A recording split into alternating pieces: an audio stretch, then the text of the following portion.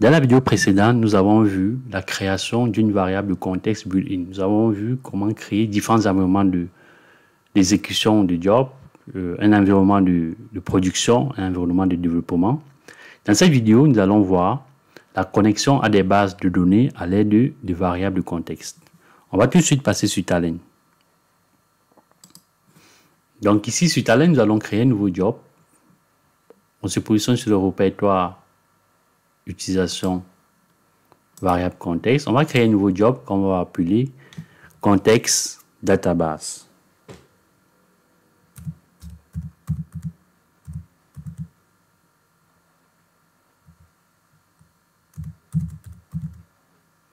Contexte database. Vous renseignez l'objectif et la description. Alors, pour se connecter à un job, comme on l'a précisé dans notre slide, pour se connecter à une base de données à l'aide de deux variables contexte, voilà, c'est très simple. On va venir ici au niveau de métadonnées. Déjà, au niveau du référentiel, vous avez contexte, vous avez la possibilité de créer un groupe de contexte. Mais cette fois, on partira de nos métadonnées Training Connect. On va cliquer sur Edit. Éditer la connexion. Voilà. Alors, on va cliquer sur Next. À ce niveau, une fois que toutes les informations concernant les paramètres de connexion à la base de données ont été renseignées, vous avez ici exporter en tant que contexte. Donc, on peut exporter ces informations de connexion-là en tant que contexte. Donc, on va l'exporter pour pouvoir l'utiliser. Ici, vous avez ce message qui apparaît, créer un nouveau contexte ou réutiliser le contexte existant.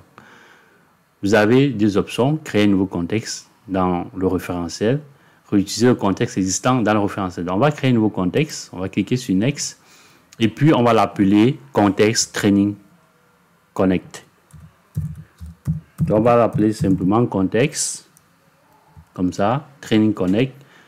Et puis l'objectif, voilà, c'est se connecter à une base de données avec une variable et contexte. Vous renseignez le descriptif et puis vous cliquez sur Next. Vous voyez que tout est OK. Vous pouvez rajouter ici, vous pouvez directement configurer, hein, si vous souhaitez, de nouveaux environnements, que ce soit de prod ou que ce soit de prod ou de dev. Donc, si nous cliquons ici le plus, sur le plus là, vous voyez que par défaut, le contexte est toujours... c'est un contexte par défaut, donc on va l'éditer, on va l'appeler développement. On clique sur OK, on va rajouter un nouveau contexte. On va appeler cette fois-ci test. Bon, on va laisser la prod, on va parler des tests. Voilà, on clique sur OK. Donc, vous voyez ici, j'ai test et j'ai développement.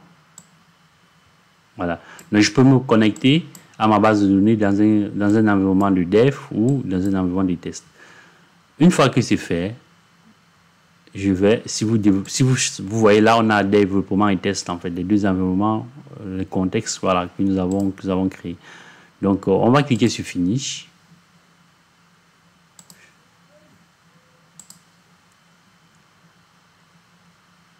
Alors, si vous développez tout ça, voilà, ça vous permet de voir tout ce que nous avons fait. Donc, ça va permettre de faire les mises à jour. On va cliquer sur OK. Si nous venons ici au niveau de contexte, vous voyez que nous avons contexte training qui a été créé. Et ce contexte-là, il peut être utilisé. Donc, pour l'utiliser, c'est très simple. Vous pouvez tout simplement faire un glisser-déposer au niveau de vos répertoires. Et puis, vous allez pouvoir vous connecter à la base de données depuis le contexte. Donc, si on fait ça,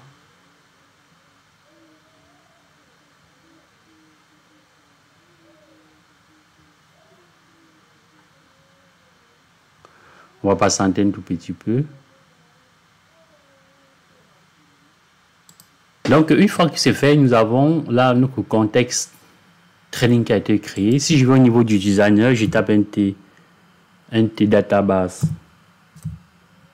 input. Alors, le T database input, il est là. Voilà. Et que je sélectionne ici le type de database, c'est PostgreSQL. J'applique. Au niveau du référentiel, le type de propriété, on sait tous que c'est du référentiel. Voilà. Ici, je vais sélectionner cette connexion. OK. Si je viens au niveau du contexte, ici, vous voyez que je peux tout simplement cliquer sur ce bouton là. Il va me permettre de charger le contexte que j'ai défini. Alors, les différents contextes de connexion à ma base de données sont là, que ce soit la prod ou le test. Donc, ici, je vais tout simplement sélectionner l'ordre d'exécution. Si je reviens sur composant, nous avons tout qui est pré-rempli. On va tout simplement mettre un T-Loro là, comme ça, pour afficher à la console, si vous voulez. Ici, on va l'appeler console. Alors ici, on va tester déjà la connexion. La connexion est établie. On va sélectionner apprenant. OK. Ici, on va modifier le schéma. Ça, vous savez le faire. On a 4 colonnes. On a le nom, le prénom. On a le nom, le prénom. On a l'âge et la ville.